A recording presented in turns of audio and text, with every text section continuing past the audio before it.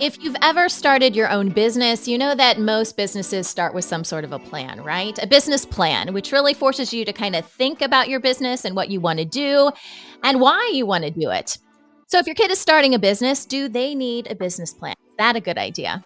I'm Sunny with New Mommy Media, and I'm joined today by Allan Jackson. He is a children's book author as well as a motivational speaker.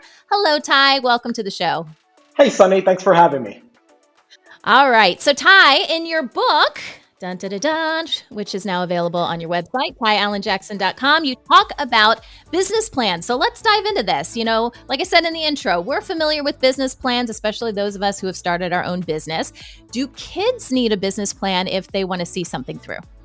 I think anyone needs a business plan if they're really serious about their endeavor or starting a business or just doing something that really matters to them. I think for two reasons. One, it gives you a basic, simple structure of what really matters to you within creating this plan, but it also is psychologically forces you to take yourself seriously. I think when you write your stuff down, it's kind of you telling your soul and your spirit, I kind of mean this. And you know, it's funny, when I go to the gym, I often see people with a notebook and they're writing down after every set of what it is that they're doing. And you know what? I think that the practicality of monitoring their success as they're going along is really invaluable. But I also look at the psychological aspect, like they're not playing around here. They're taking this seriously. They're just not going through the motions of jumping up and down or picking something up and putting something down. They're actually monitoring their success. And I think subconsciously that kind of tells you, I mean business here. I'm taking that seriously. So 100%, whether you're 8 or 80 and you're starting your own business, you need a business plan. That reminds me when you're talking about the notebook and what they keep track of. If I'm serious about trying to lose weight, I write down what I eat every day. And that's to keep me accountable because I don't want to write down, Snickers. I don't want to have to write down that stuff, That's right? But it's accountability, it's planning, it's all of that. So for our kids, I mean, these business plans can get really, really elaborate, right? What do kids, need in their business plan, or what would you recommend to get their wheels going? Well, I need to look no further than bringing out a copy of Make Your Own Money because there is a fantastic business plan right inside the book that kids can defer to be able to get their ideas on point. And a business plan, the very first thing it starts with is an idea because it all starts with the simplicity of what's the idea of my business. And then perhaps, the name of your business if you want to go that far. But I think the thing that I love in this particular business plan is that it goes to who's your target customer. And I think that's very often something that we mistake. Like we just are so excited about our product or service that we want to get it out into the world and so the world can see it. But we don't often think about exactly who's the person that really will find my product or service of value, because then it's easier for me to target that specific person. I like to think that the world is our customer for every single thing it is that we do, because no matter what it is, it could be duct tape. Somebody in the world at some point in the world is going to need duct tape. So you may not need it today, but you're going to need it tomorrow for whatever.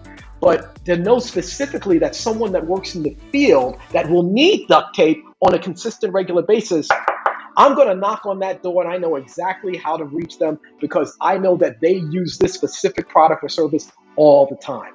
So, I just think it's really important to have a business plan just so that it gives you the structure on not just what to do, but who to do it for. Yeah.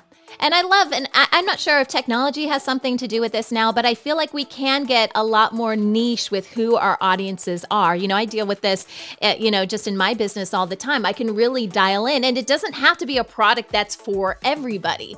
It can be more specific, based on people's needs or wants, and that's okay. You can serve that audience and serve that audience really well and feel good about that and still help a lot of people. So I know we always think big and like everybody's going to want it, but it doesn't have to be that. If your kids are really passionate about something very specific because they love knitting and, actually knitting's a really big market, but you know what I'm saying? It's like, go after that with everything you've got. Hey, if you can get 1% of the population to purchase your product, you're doing really, really well. Yeah, exactly. Right. Yeah, So definitely. we create our business plan. Now, things could change in the business, right? And I'm kind of, it's not like necessarily they're incorporating and doing all this stuff, but like, so I'm using the term business kind of loosely, but things can change, right? And it's okay to go back to a business plan later and be like, well, we thought we were going to do this, but you know what? Then this opportunity became available.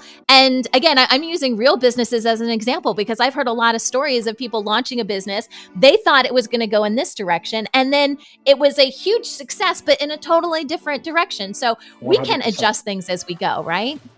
Yeah, business plan should be written in pencil, not in pen. Like, we should be we should be able to pivot, and should. Your business should Yeah. grow. You shouldn't have the same business and business plan 6 months, 6 years, 6 decades in, because your growth changes and the market changes. So, Sure. it's really important. Like, hey, if you're a landscaping service, you're shoveling snow in the winter and you're mowing lawns in the summer. You're shifting and changing your business depending upon the market. And so 100% kids, whether you're selling lemonade stands, maybe you're doing slushies instead of lemonade, on a Hot super, chocolate. super hot day, or you're doing hot chocolate in the wintertime. So yeah, and you may not have thought about hot chocolate when you opened up your lemonade stand in July, but once November, December came around and, there's a school event, you got a good cup of hot chocolate. Wow, I didn't even think of that. And now the growth of that business is going to allow me to cross out my lemonade stand, and now it's my beverage stand. And so, like, yeah, so 100%, you should always write your business plan in pencil and expect it to change. All right. Well, if you guys want to see that business plan, here is Ty's book. It's called Make Your Own Money. You can grab a copy on Ty's website, tyallanjackson.com. And while you're there, head on over to newmommymedia.com. We've got more great videos like this. We also have a bunch of podcast episodes and blog posts as well. It's where real moms talk about real life.